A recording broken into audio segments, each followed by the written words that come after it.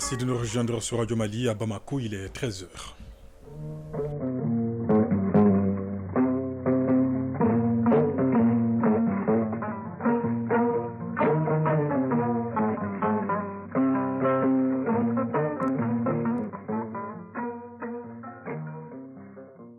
Le journal Ibrahima Traoré. C'est 13h dimanche, à la une de cette édition dimanche de fête pascale au Mali. Le cardinal Jean Zerbo, archevêque de Bamako, appelle à plus de patriotisme et de cohésion sociale. Au Vatican, le souverain pontife a aussi donné sa traditionnelle bénédiction Urbi et Orbi. Nous consacrerons une large page à cette fête pascale dès le début de ce journal. Suivre également toute l'actualité internationale dans ce 13h dimanche. Et l'invité de cette édition est Sekou Diarra. Il est directeur national de l'hydraulique. Il nous parlera des défis en jeu liés à l'eau au lendemain de la journée mondiale de l'eau célébrée, rappelez-vous, le 22 mars dernier. Au mois de Ramadan, le grand reportage de la rédaction est consacré ce dimanche au marché des fruits et légumes en cette période de forte consommation. Et puis, le journal des sports à ne pas manquer dans cette édition, ce sera avec vous, Famourou Djourte, bonjour. Bonjour Ibrahima Traoré. Alors quel est le menu de cette page des sports ce dimanche? En football, le stade malien de Bamako reçoit ce dimanche Dreams FC du Ghana au compte du match aller des quarts de finale de la Coupe CAF. La Fédération malienne de football a tenu ce samedi sa 51e Assemblée générale ordinaire. Et puis en athlétisme, le meeting des 100 qui est à sa 31e édition prend fin ce dimanche. L'actu des sports dans un peu plus de 20 minutes avec Famourou Djourte à ne pas manquer. Puis j'ai la chronique santé de ce dimanche porte sur les dangers liés à la dépigmentation. Rendez-vous en fin de journal avec Koumba Assissé. Voilà pour le sommaire. Mesdames, Messieurs, installez-vous confortablement tout de suite, le journal. Nous ouvrons cette édition avec ce message du président de la transition à la communauté chrétienne à l'occasion de la fête de Pâques célébrée ce dimanche. En cette heureuse circonstance m'offre donc l'occasion de souhaiter à tous les chrétiens du Mali une excellente fête. Dans l'union des cœurs et des esprits, j'invite à une intensification des prières pour le Mali qui fait face à de nombreux défis. Bonne et heureuse fête de Pâques dans un Mali souverain, pacifié et réconcilié. Signé le colonel Assimi Goïta, président de la transition. Alors la communauté chrétienne du Mali célèbre ce dimanche donc la résurrection de Jésus-Christ. La nuit dernière, une veillée de prière a eu lieu à l'école de la cathédrale dirigée par le cardinal Jean Zerbo, archevêque de Bamako. Il a notamment appelé les fidèles chrétiens à l'approfondissement de la foi, les Maliens à plus de patriotisme et de cohésion sociale. On en sait davantage avec Fademba Keïta.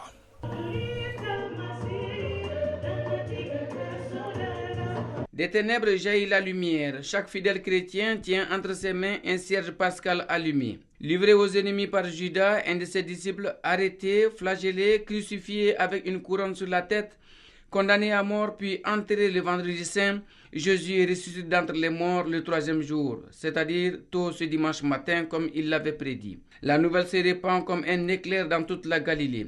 C'est l'effervescence totale, Jésus est désormais lumière du monde. Une merveille que Dieu fit au peuple chrétien qui le magnifie. La vie a vaincu la mort. Une nouvelle vie se dessine pour tous les chrétiens qui ont obligation de suivre ses traces pour qu'ils soient un jour comme cette croix qui a vaincu l'enfer. Plus de cohésion sociale, de patriotisme, c'est l'appel lancé par le cardinal Jean Zerbo au peuple malien. Cardinal Jean Zerbo, archevêque de Bamako. Pour que nous soyons convaincus. Notre vie dans l'Église fait justement notre vie marcher à la suite du Christ. Le Christ annoncé, le Christ attendu, le Christ accueilli, le Christ persécuté, le Christ mort, ressuscité, dont nous attendons la venue. Pâques vient nous dire que la vie est sacrée et que justement nous ne sommes pas faits pour la mort éternelle, pour la vie éternelle. Madame Nabi Marie-Laure, chrétienne catholique. Pour nos époux, nos enfants, nous leur portons dans nos prières. Et les prêtres aussi, en ce jour de Pâques, nous leur confions leur mission. Parce que ce n'est pas évident, ce n'est pas souvent une mission simple. Nous, croyants, nous les supportons dans la prière pour qu'ils puissent mener bien leur mission. Lors de cette veillée pascale, 14 catéchumènes optent être membres de la communauté catholique. Ils sont baptisés par le cardinal qui a à ses côtés le curé de la paroisse Sacré-Cœur et d'autres officiants. 2 d'entre eux reçoivent leur première communion. Les parrains, marraines, catéchistes et nouveaux baptisés garderont en mémoire cette nuit solennelle. Liliane Dovi, nouvelle baptisée. Je l'attendais depuis beaucoup de temps. Maintenant, je l'ai reçu pleinement. Ma mission, c'est de confirmer au monde que Jésus-Christ est le Sauveur et qu'il est ressuscité pour nous tous. Emmanuel Dakono, paroissien. C'est impression de fête, puisque nous venons de boucler 40 jours de carême, 40 jours au cours desquels nous avons fait pénitence pour implorer le pardon du Seigneur. Et aujourd'hui, c'est la fin de ce temps de pénitence et c'est dans la joie que nous accueillons donc la résurrection du Christ, que nous commémorons cette résurrection, le cœur allégé de nos péchés et en communion avec tous nos frères chrétiens. Musulmans et chrétiens adorent le même Dieu. Seuls les prophètes et la façon de rendre grâce diffèrent. C'est dans la communion et la complémentarité entre les 2 principales religions du pays qu'Alou Badra Aïdara, fils du président du Haut Conseil islamique du Mali, est venu souhaiter bonne fête de Pâques aux chrétiens catholiques. Le geste a ému plus d'un. Emmanuel Dakono, paroissien. Je profite de l'occasion aussi pour souhaiter une bonne continuation à nos frères musulmans qui sont en train d'observer le Ramadan. Et je souhaite que l'aboutissement de ce Ramadan, qui est la fête du Ramadan, les trouve dans la bonne santé et que Dieu Tout-Puissant puisse leur accorder les grâces qu'ils attendent. La veille pascale magnifie la résurrection de Jésus-Christ. Une nuit où se lève une lumière qui se transmet. Prions pour que cette nuit de grâce, en l'honneur de Dieu le Tout-Puissant, comble toutes les aspirations du peuple malien. Alléluia,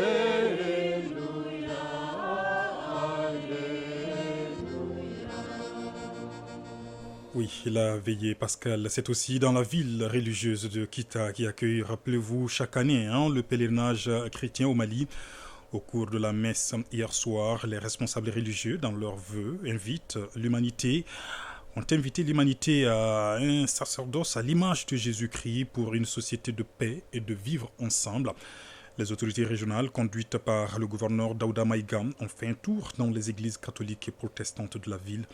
On fait le point depuis Kita avec Mohamedi Alioubari. Ils étaient des milliers de catholiques et protestants à célébrer la résurrection de Jésus-Christ ou Pâques ce samedi soir dans l'enceinte de l'église Notre-Dame Rosalie de Kita. Une trentaine de fidèles ont été baptisés par le curé Paul Camara de la paroisse de Kita. Noël Diakité, président du conseil paroissial de Kita. Les responsables politiques et administratifs qui se déplacent pour venir nous aider dans la prière, dans la méditation, à l'occasion de cette fête de Pâques 2024, qui est pour nous la résurrection de Jésus-Christ et qui met fin à 40 jours de jeûne. Vraiment, nous sommes très contents. Ishaka Kone, pasteur de l'église évangélique protestante de Kita. On a eu à prier pour les autorités de la transition. On a aussi prié pour la cohésion sociale, la paix, pour la sécurité. Il n'y a pas d'autorité qui n'a pas été institué par Dieu. Et s'ils ont été institués par Dieu, nous savons qu'ils ont une mission. Nous voulons vraiment que Dieu les aide à mener cette mission à bout. De la paroisse catholique en passant par l'église évangélique protestante, le gouverneur Daouda Maïga, dans son adresse, a salué les chrétiens de Kita pour leurs prières sans cesse en faveur du retour de la paix et de la réconciliation dans notre pays. Daouda Maïga, gouverneur de la région de Kita. Ceci est une tradition que nous avons respectée, d'être présents à la nuit de Pâques. Nous avons rappelé que nous sommes également dans un mois de dévotion. Et cette nuit, c'est également l'occasion, dans la communion, de prier pour nous-mêmes, pour notre région, pour notre pays, pour nos plus hautes autorités. Les 2 églises catholiques et protestantes ont fêté hier à travers des prières, des chants et des louanges pour la paix et la stabilité dans notre pays. Kita, Mohamed Alioubari, Nuhun Kamara, Mohamed Fabrice Kambo pour l'ORTM. Sans transition, rendons-nous de Kita au Vatican où le pape François s'est adressé à ses fidèles depuis le balcon de la basilique Saint-Pierre pour une bénédiction Urbi et Orbi. Une tradition séculaire qui se déroule principalement à Pâques et à Noël. On en parle avec vous, Mohamed Sangaré. Bonjour. Bonjour, Ibrahim Traoré. Alors, quel message a délivré le souverain pontife cette année aux fidèles chrétiens? Tout d'abord, l'expression urbi, orbi signifie en latin à la ville et au monde. Donc c'est un message adressé aux habitants de la ville de Rome en Italie et au monde entier. Le pape appelle à la paix, à la réconciliation et à la fraternité. Pourquoi tant de morts? Pourquoi tant de destruction? S'interroge le pape ce dimanche de Pâques 31 mars depuis la basilique Saint-Pierre avant la bénédiction urbi, orbi. Évoquant les divers conflits engendrant des victimes innocentes à travers le monde, le pape exhorte chacun à agir selon sa responsabilité pour instaurer la paix, la réconciliation et la fraternité parmi l'humanité. Avant la bénédiction Urbi Orbi, le pape François évoque les conflits et les souffrances endurées par de nombreuses personnes. Il invite à se demander, tout comme les femmes disciples de Jésus, qui roulera ses pierres.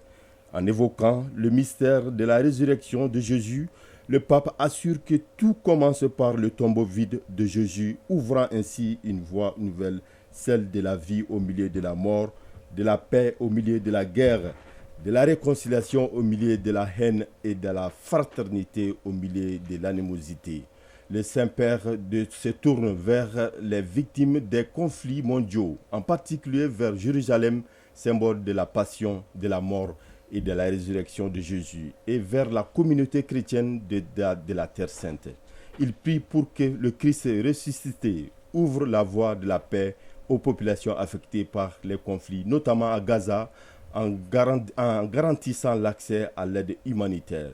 Il appelle à la libération rapide des otages et à un cessez-le-feu immédiat dans la bande de Gaza, soulignant que les hostilités touchent gravement la population civile, en particulier les enfants, et que la guerre est toujours une absurdité et une défaite. Le pape n'oublie pas la Syrie qui endure depuis 13 ans les conséquences d'une guerre dévastatrice, appelant à des réponses de tous, y compris de la communauté internationale. Il exprime également sa solidarité envers le Liban, confronté à une crise économique et sociale aggravée par les hostilités à la frontière avec Israël, priant que le Christ ressuscité apporte réconfort au peuple libanais et soutienne le pays dans sa vocation de terre de rencontre, de coexistence et de pluralisme. Ibrahim. Merci beaucoup, Mohamed Sangaré, pour toutes ces explications. C'est ce qu'on pouvait retenir de l'actualité relative à la fête pascale ce dimanche. Restons hors du continent et intéressons-nous à présent au municipal en Turquie qui se tiennent ce dimanche. Réélu en 2023, le président Erdogan espère parachever sa victoire en s'emparant des grandes villes, en particulier Istanbul.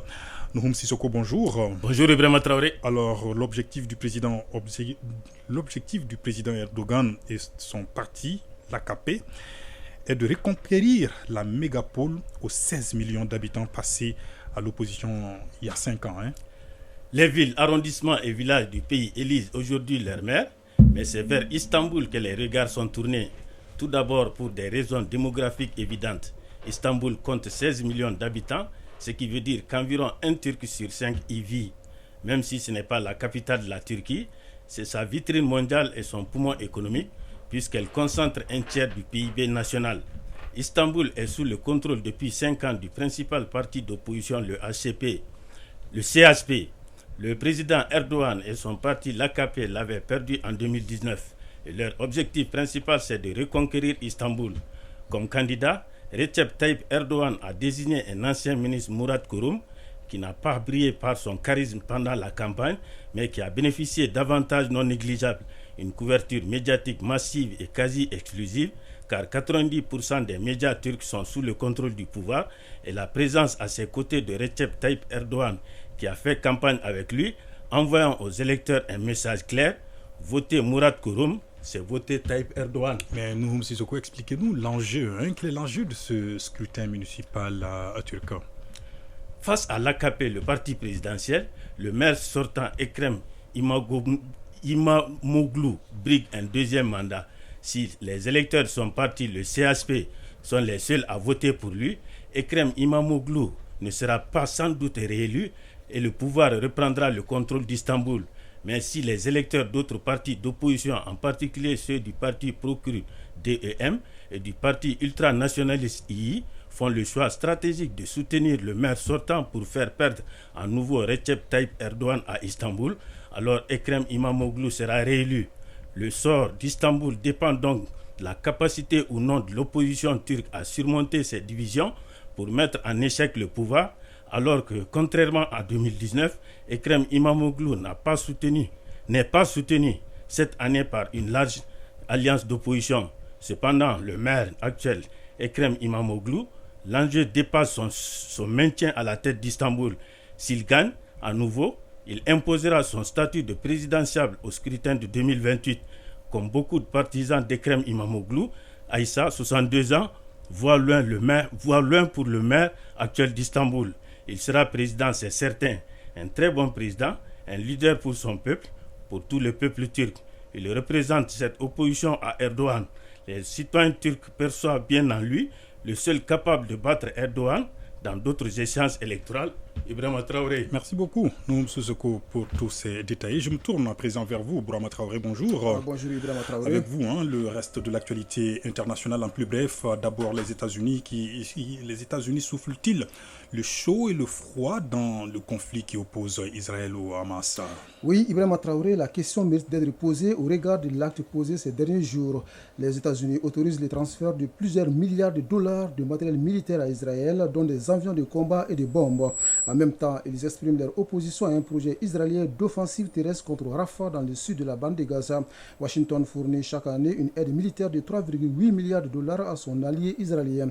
Une contribution aujourd'hui remise en cause par une partie du Parti démocrate en raison des victimes et destructions enregistrées par l'offensive d'Israël sur la bande de Gaza depuis plus de 5 mois. L'Amérique latine et les Caraïbes font face à la pire épidémie de dengue jamais enregistrée.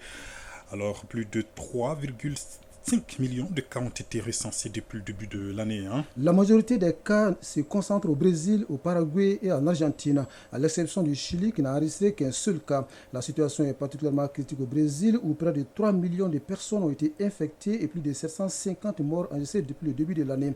L'état d'urgence sanitaire a été déclaré dans plusieurs États, dont ceux de Sao Paulo et de Rio. Avec plus de 150 000 infections et 100 décès, l'Argentine vit aussi la pire épidémie de dengue de son histoire, tout comme le Paraguay et l'Uruguay. Cette explosion du nombre de cas est liée à la prolifération du moustique Aedes, favorisée par le réchauffement climatique et les phénomènes météorologiques. La dengue est une maladie virale qui provoque une forte fièvre. Les prix du cacao sont en hausse, mais des producteurs demeurent pauvres. Jamais les prix du cacao n'avaient atteint un tel record, près de 10 000 $ la tonne, plus de 150% d'augmentation en un an selon une étude menée par l'Université de Genève. Paradoxe, selon cette étude, plus de la moitié des producteurs de cacao vivent sous le seuil de la pauvreté. Au Tchad, les autorités reconnaissent avoir arrêté Ibrahim Hissène Bourma, l'ancien directeur des ventes de la Société des hydrocarbures. Le gouvernement a assuré hier qu'il avait été arrêté sur ordre de la justice. Sa disparition depuis 3 jours faisait grand bruit dans le pays. Un comité de soutien soutenait qu'il avait été enlevé à son domicile vers 2h30 dans la nuit de mercredi à jeudi par des hommes en tenue militaire à bord de véhicules lourdement armés pour des raisons politiques. Selon les membres du comité, Ibrahim Hissène Bourma a été victime de la déclaration de son frère Ousmane Hissène Bourma. Ce dernier avait annoncé 2 jours plus tôt la création d'une nouvelle rébellion avec un objectif de combattre le pouvoir de transition. Selon le porte-parole du gouvernement Abdrahman Koulama, on aurait découvert chez lui 25 fusils de guerre, un lance-roquettes, un véhicule blindé et un autre avec une arme lourde, ainsi que beaucoup d'argent liquide en dollars. Guerre au Soudan. La situation des enfants dans les camps de réfugiés au Darfour est critique selon l'ONU. Oui, selon l'Organisation des Nations Unies, 5 millions de personnes pourraient plonger dans une insécurité alimentaire catastrophique dans les prochains mois.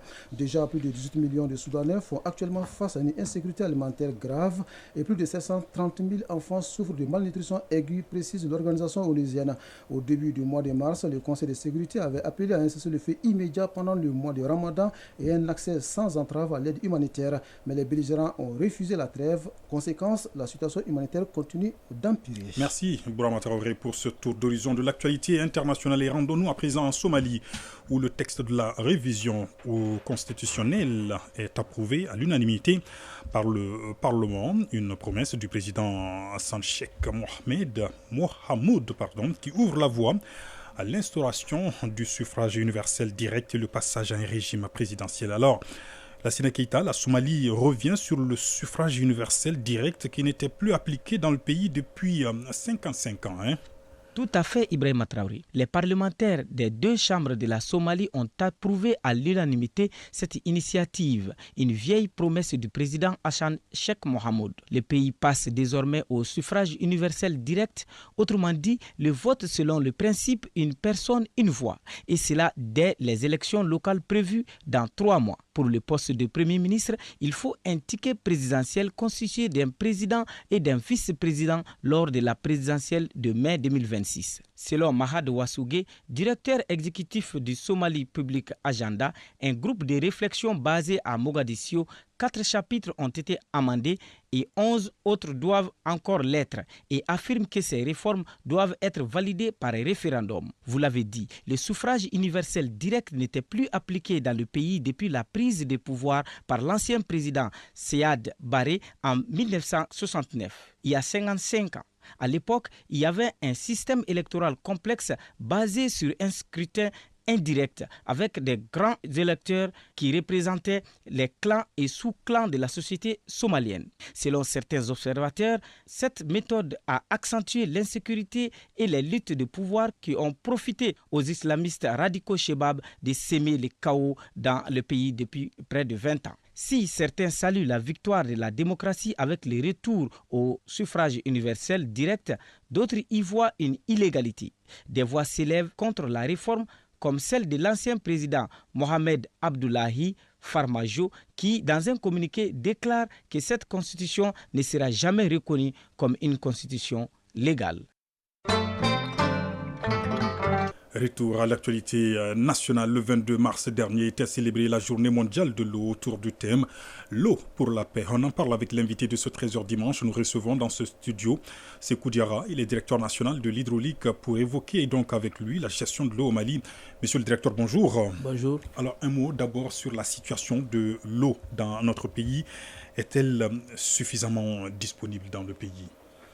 Ok, avant de répondre à cette question, je remercie d'abord les auditeurs de la radio nationale. Je remercie l'ensemble des journalistes de l'ONTM, à leur tête le directeur général. Et donc par rapport à la situation de la ressource en eau au Mali, je précise qu'actuellement nous sommes à un taux global de 71%, 71,9% de taux de desserte sur le plan national. Donc qui change du milieu rural au milieu urbain. Donc en milieu rural, on est autour de 64%. Au milieu urbain, on est environ à 73%. Donc c'est un taux global national de 71,9%. Et donc ce taux est calculé sur la base d'un point d'eau pour 400 habitants à travers le pays. D'accord. Et quels sont les défis liés aujourd'hui à la gestion de l'eau dans le pays ? Les défis sont d'abord sur le plan institutionnel, la législation. C'est-à-dire que l'élaboration des textes, la loi portant code de l'eau, la politique nationale de l'eau, les stratégies d'alimentation en eau potable, donc le respect des textes, le respect de la législation à tous les niveaux. Ça, c'est un grand défi que nous avons. Donc la législation est bien fournie, mais l'application pose des problèmes à certains endroits. Ensuite, l'autre défi, c'est la coopération internationale. Vous savez que le fleuve est un patrimoine qui est partagé par plusieurs États. Donc il est de plus en plus nécessaire que ces États-là se donnent la main pour aller vers une coopération transfrontalière qui permet effectivement d'aller vers la gestion de ce patrimoine-là. Ensuite, il y a l'autre défi qui concerne la gestion locale. Vous savez que le fleuve, comme vous l'avez dit, est beaucoup exposé à beaucoup de menaces. Et donc les communautés riveraines doivent être beaucoup renforcées, beaucoup informées par rapport à des changements de comportement pour inverser la tendance négative qui dégrade ces patrimoines-là. Alors l'autre défi, c'est la prise en compte des aspects transversaux, notamment les droits de l'homme, les effets négatifs du changement climatique, le genre, voilà, et tout ce qui s'ensuit. Nous l'avons dit, nos ressources sont suffisamment exposées à toutes sortes de menaces. Peut-on savoir lesquelles et quelles sont les dispositions pour y faire face ? Les menaces, essentiellement, c'est d'abord les actions anthropiques, c'est-à-dire les actions que nous menons nous-mêmes en tant qu'humains. Alors, il s'agit effectivement des actions de dégradation et qui se mènent ça et là, tout le long de nos cours d'eau. Il s'agit effectivement des activités qu'on mène sur les berges, notamment les activités du maraîchage, la coupe abusive du bois et les activités de fabrique de briques locales et aussi les actions d'orpaillage traditionnel qu'on mène dans les lieux majeurs comme le dragage et tout. Donc ça fait que le fleuve est vulnérable. Tous les produits, les substances qui viennent trouvent le passage pour entrer à l'intérieur du fleuve et qui se voient combler l'intérieur. Donc ça a vraiment fait que le fleuve est en train de subir des dégâts. Justement, le fleuve Niger, principalement, qui se meurt sous nos yeux. Quelles sont les actions qui sont entreprises aujourd'hui pour sauver ce fleuve, monsieur le directeur? Les actions, essentiellement, c'est des actions d'information, de sensibilisation à l'endroit, effectivement, des communautés qui ont accès à ce fleuve. Pas de sanctions?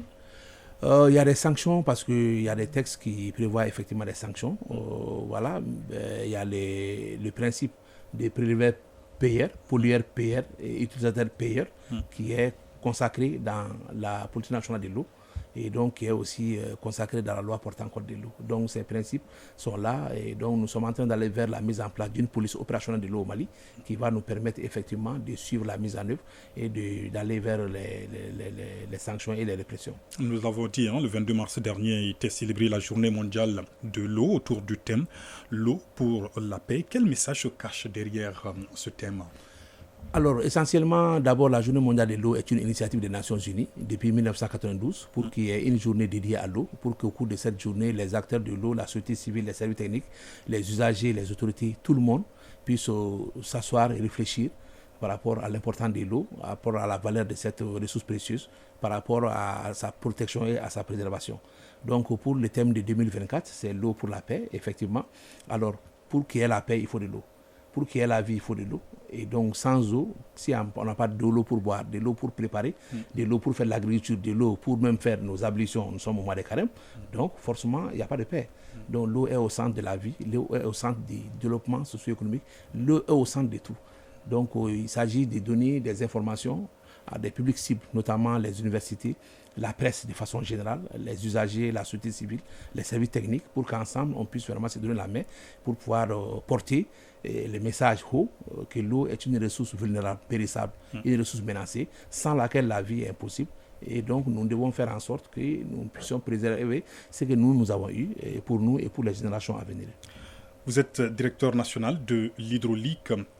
Globalement, ou en quelques mots, quelles sont les missions dédiées à votre structure et quels sont les grands projets que vous avez pour 2024?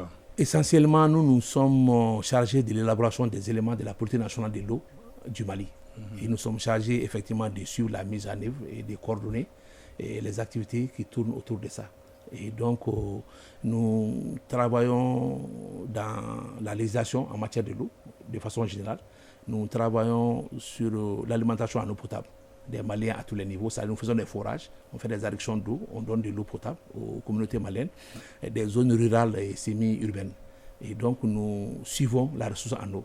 Et donc, nous avons 85 stations hydrométriques éparpillées à travers le pays pour suivre le volume d'eau dans les cours d'eau.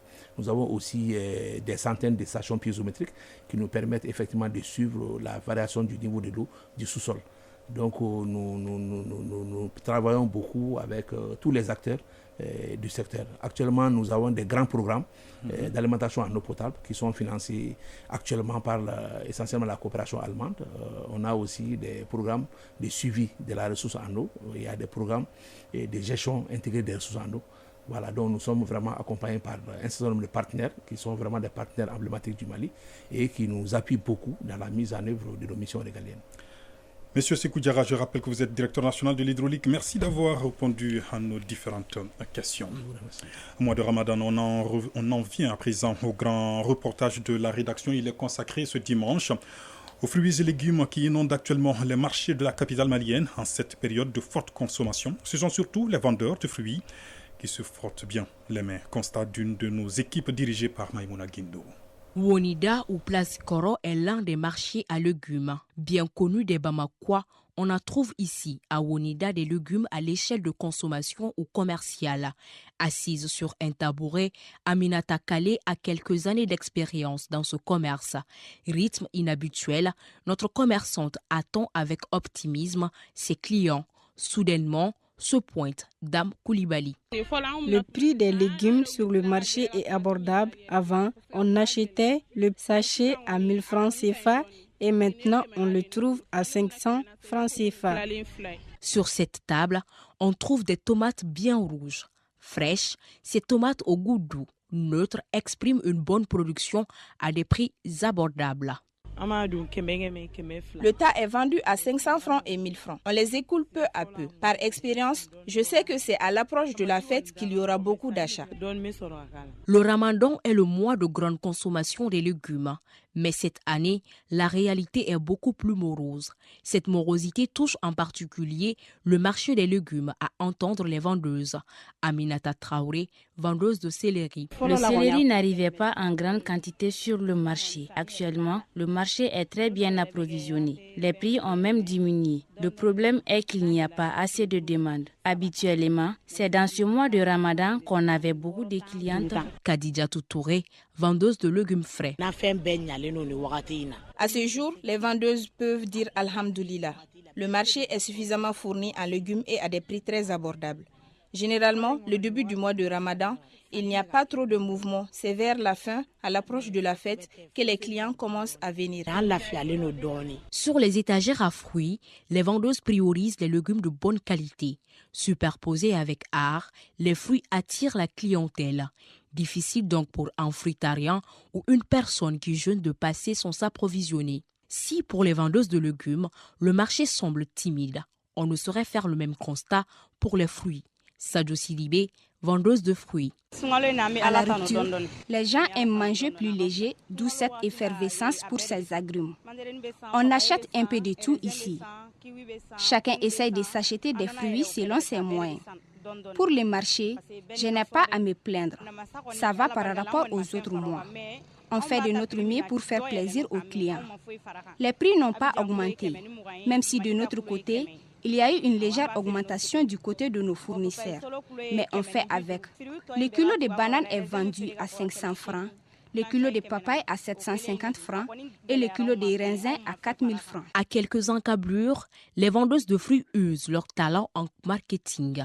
Elles n'hésitent pas à envahir les trottoirs, domaine dédié à la circulation. Zeynabou Kamara, vendeuse de fruits. Le marché, ça va, surtout depuis le début du mois de Ramadan.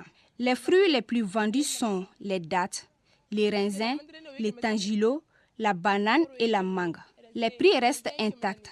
Rien n'a augmenté et diminué. Ici, on assiste à un balai de clients. Ils arrivent par dizaines. Tous veulent s'offrir les fruits nécessaires pour assurer l'équilibre alimentaire pendant ce mois de Ramadan. Mamadou Traoré, client.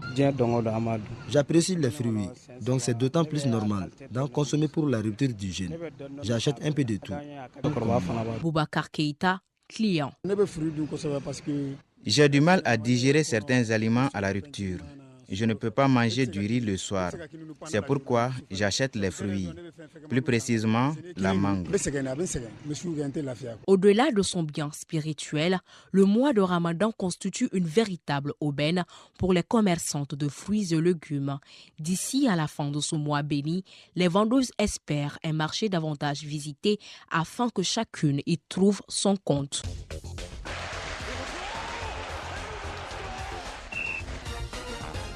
Le journal des sports, Fabourou Djourté, bien installé. Hein? Très bien, Damatraoui. Compétition interclub de la CAF en Coupe de la Confédération, les quarts de finale. La Ligue se joue ce dimanche. Le stade malien de Bamako reçoit Dreams FC du Ghana au stade du 26 mars et c'est à 17h. Hein? Oui, ce dimanche, le club de Sotiba a l'occasion de mettre fin à la mauvaise série de 7 matchs sans victoire en championnat et de se remettre sur le droit chemin. Selon le nouvel entraîneur Mamoutou Kane, alias Mourlé, tout est prêt pour faire un bon match cet après-midi contre Dreams FC. Siragatou Sissé nous plante le décor de la rencontre. Sur le chemin de son quart de finale aller de la Coupe de la Confédération, le stade malien de Bamako semble s'oxygéner avec l'arrivée d'un nouvel entraîneur Mamoutou Kane et des nouveaux staffs. En recevant ce dimanche les Ghanéens de Dreams FC, le stade malien de Bamako va se frotter à un adversaire peu connu sur la scène africaine. Youssouf Koulibaly, milieu de terrain du stade malien de Bamako. On est en train de bien travailler là-dessus depuis le début de la semaine. Donc on sera prêt pour le match de dimanche, Inch'Allah. Le club ghanéen de Dreams FC, créé seulement en 2009, année du sacre du stade malien de Bamako en Coupe de la Confédération, arrive à Bamako avec une dose de confiance au plan continental. Mamoutou Kane Mourlé entraîneur du Stade malien de Bamako. Ce match, c'est un défi pour moi, pour les joueurs, tous les restes de l'encadrement. Je pense que c'est un match à prendre au sérieux, faire en sorte que les joueurs aient confiance. Je pense qu'avec le traitement de sort qu'on a eu à faire, je pense que le mental est là et la motivation est là et tout le monde a envie de jouer. Je pense que la balle est dans leur camp. Le Stade malien de Bamako, représentant le Mali en Coupe de la Confédération, a vu la Fédération malienne de football dépêcher une délégation pour un message d'encouragement. Moussa Sylvain Diakité, premier vice-président de la FEMAFOOT. Et ce n'est pas la première fois. Nous avons toujours accompagné les clubs maliens. Et donc le stade, ce n'est pas un cas particulier. Donc nous sommes venus pour témoigner notre soutien, notre solidarité, notre accompagnement et témoigner aussi l'accompagnement du département du sport. C'est une mobilisation générale enclenchée derrière le stade malien de Bamako pour se défaire des Ghanéens, le Dreams FC, dès ce rendez-vous de Bamako. Voilà. Donc, Stade malien de Bamako, Dreams FC du Ghana, quart de finale, la allée de la Coupe CAF. C'est cet après-midi à 17h au stade du 26 mars. Une rencontre à suivre sur nos antennes télé et radio. Dans les autres quarts de finale, la allée, Modern Future affronte Zamalek du Caire, Rivers United du Nigeria reçoit l'USM Alger et la Renaissance sportive Berkane du Maroc se déplace en Libye pour affronter Abou Salem.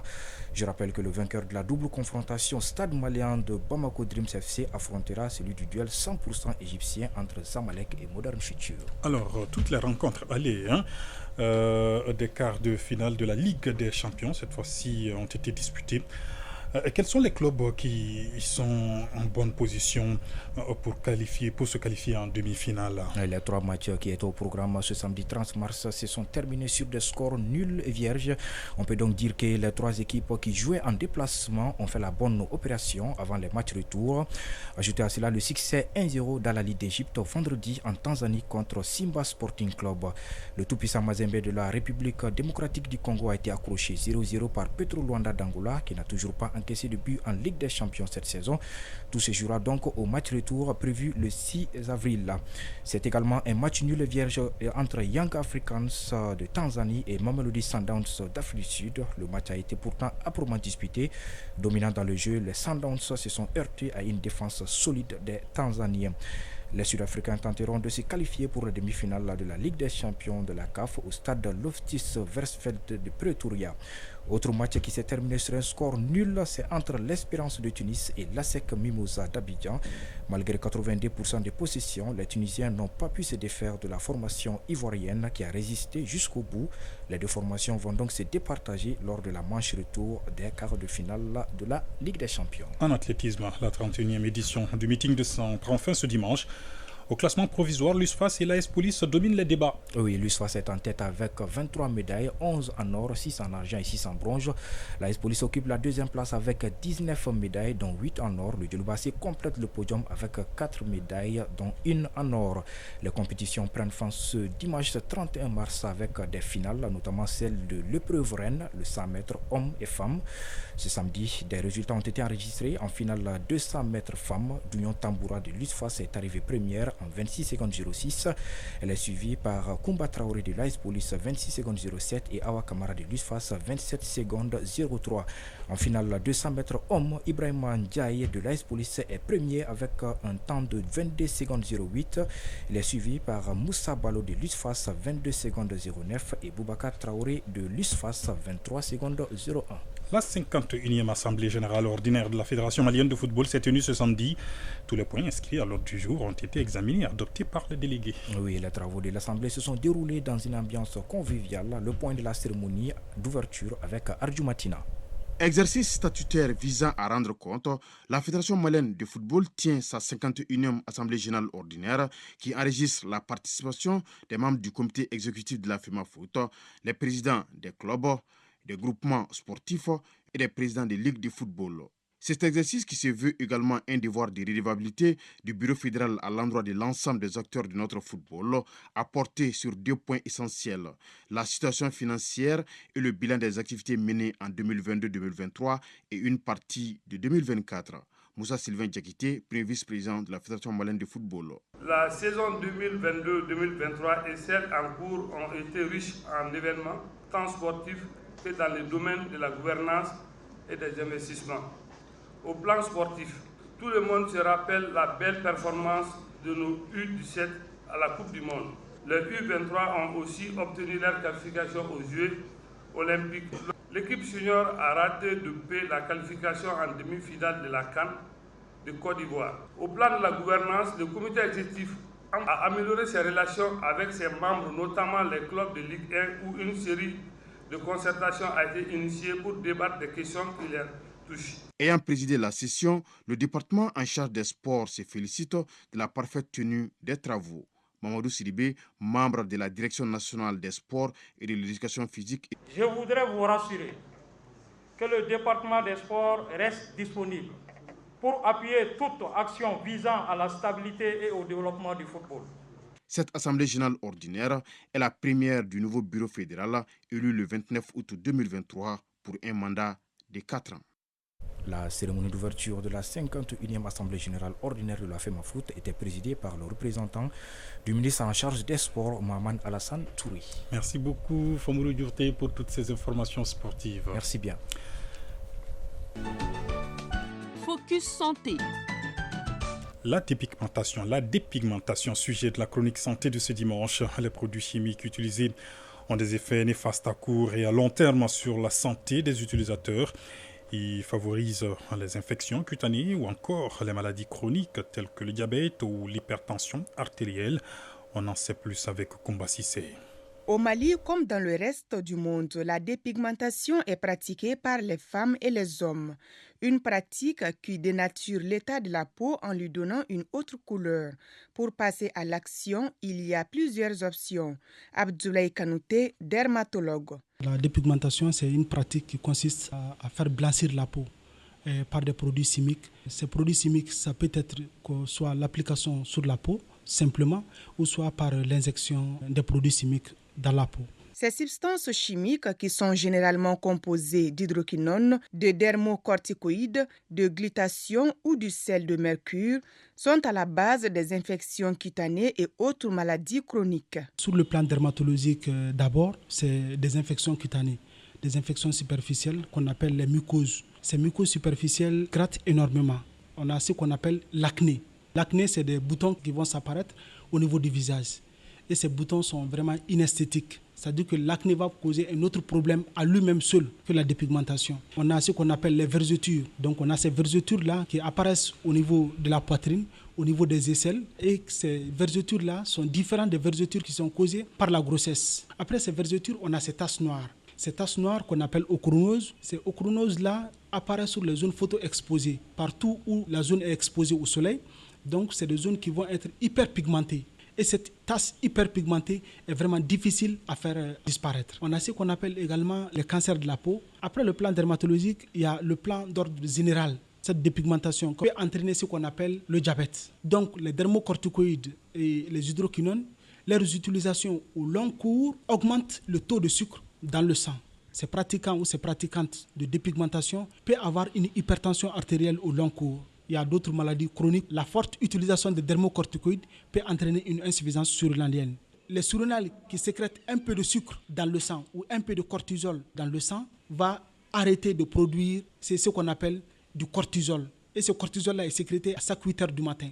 Une fois la cortisol est arrêtée, on parle d'insuffisance cortisolémique et qui va entraîner un syndrome de Cushing. Un syndrome de Cushing, la patiente va avoir une augmentation de poids au niveau du haut du corps. Autre effet néfaste de la dépigmentation, le choc psychologique en cas d'échec de la pratique.